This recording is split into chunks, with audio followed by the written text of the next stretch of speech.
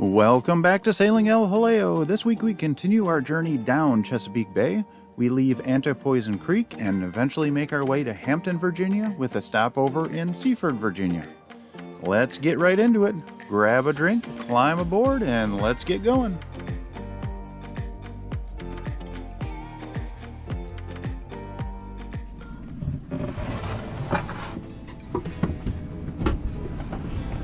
Hey y'all, we are currently in Antipoision Creek in Virginia, and we're just riding out the remnants of Hurricane Nicole. And I would let you see up above, but I think the wind would drown out my voice, so I guess this is about as good as we're gonna get. The wind is picking up a little bit. It is gonna strengthen throughout the day. The waves are picking up a little bit, but we're way back as far as we could get in Antipoision Creek. It does go up that way a little bit further, but right beyond us is where it gets shallower than 6 feet, so we can't go back up there any further. So this was as far as we could get, and I'm really pleased with the level of protection we're getting. Out in the bay, it's supposed to be right now around 25 knots. It's supposed to strengthen to 35-ish knots. And you can see back here, we're very comfortable. The waves are almost non-existent. I mean, they're there, but they're very gentle. And the wind is, you know, it gusts. You can hear it. It's maybe, I don't know, 15-20 knots, but our anchor will hold us. That's no big deal. And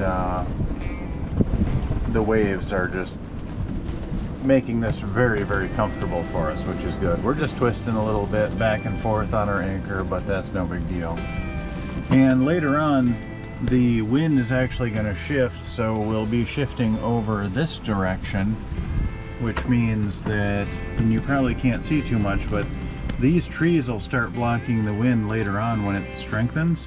Right now, the wind is coming up the river, so we're getting a little bit bigger waves. Not that they're anything, really. But it should, as the wind picks up, as odd as it sounds, as it shifts, we should actually calm down back here. So this is totally doable. I'm really glad we came up here. This is a great spot to hide during high wind. So yeah, we're doing well. We're down below, we're warm, we're out of the rain, and life is good. Hope y'all are well. After the storm, we awoke to beautiful weather and got underway for our long haul to Seaford, Virginia. I'm so far away from home, in this desert of regrets. Never thought that I would have to let you go. Tell me, how can I forget?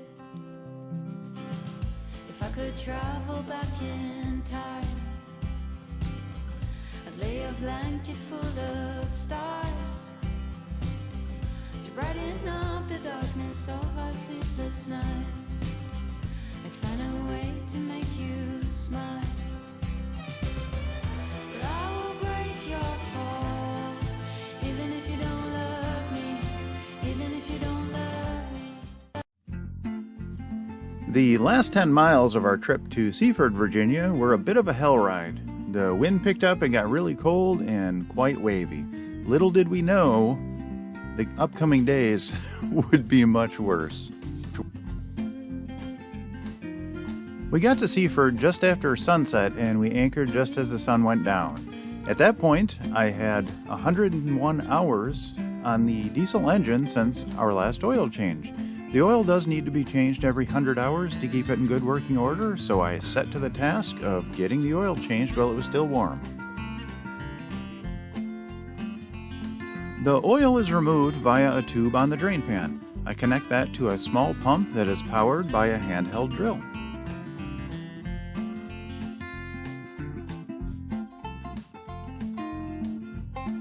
After pumping out all of the oil from the engine, I placed a Ziploc bag around the oil filter and removed the oil filter.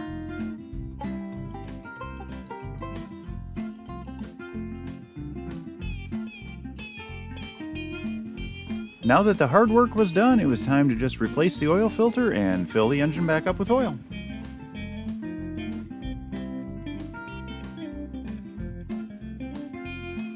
After checking the oil level, I went ahead and started the engine and let it run for a few minutes just to make sure I didn't have any leaks. After that, I checked the level again and topped her off to full.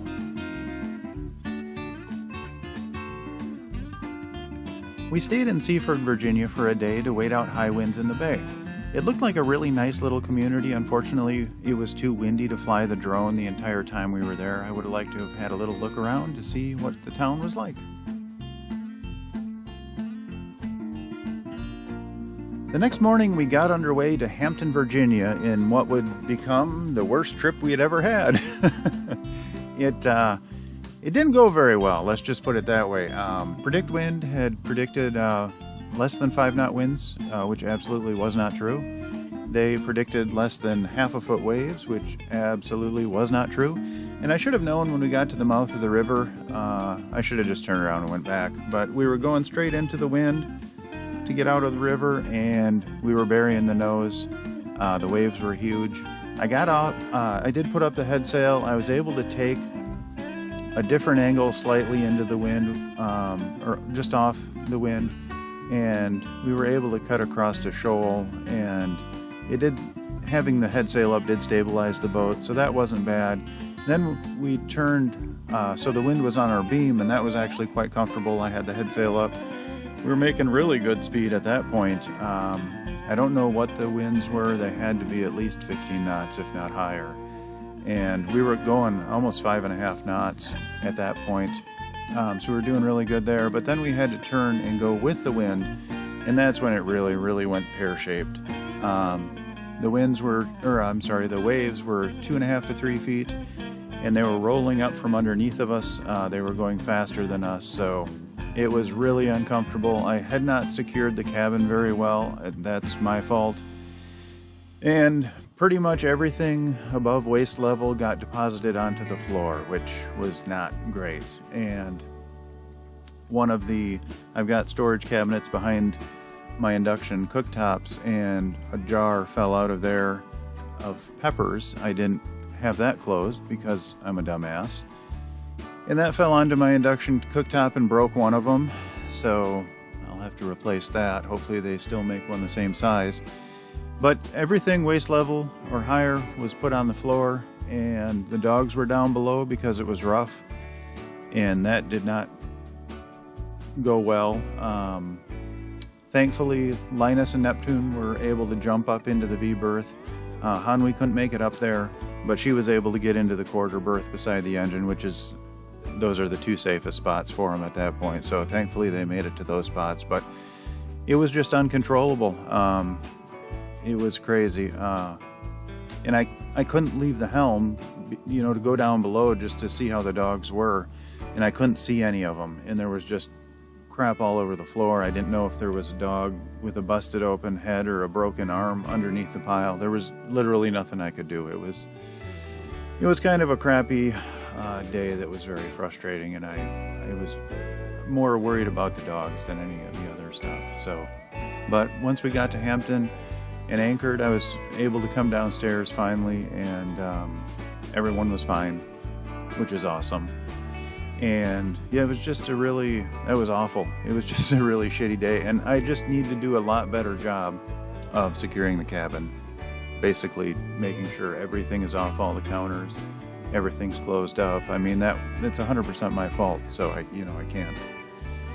What the wind prediction app and the wave prediction app says, I'm finding out on this trip down the Chesapeake, is not always accurate. So that was our hell ride to Hampton.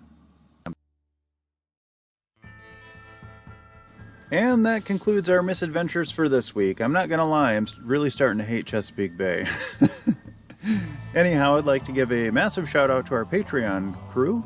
Without your guys' support, I probably wouldn't even bother making these videos, so I really, really appreciate it.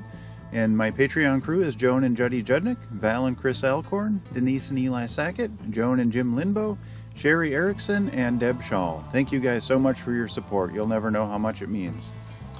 If you are interested in becoming a member of our Patreon crew, there is a link in the description down below.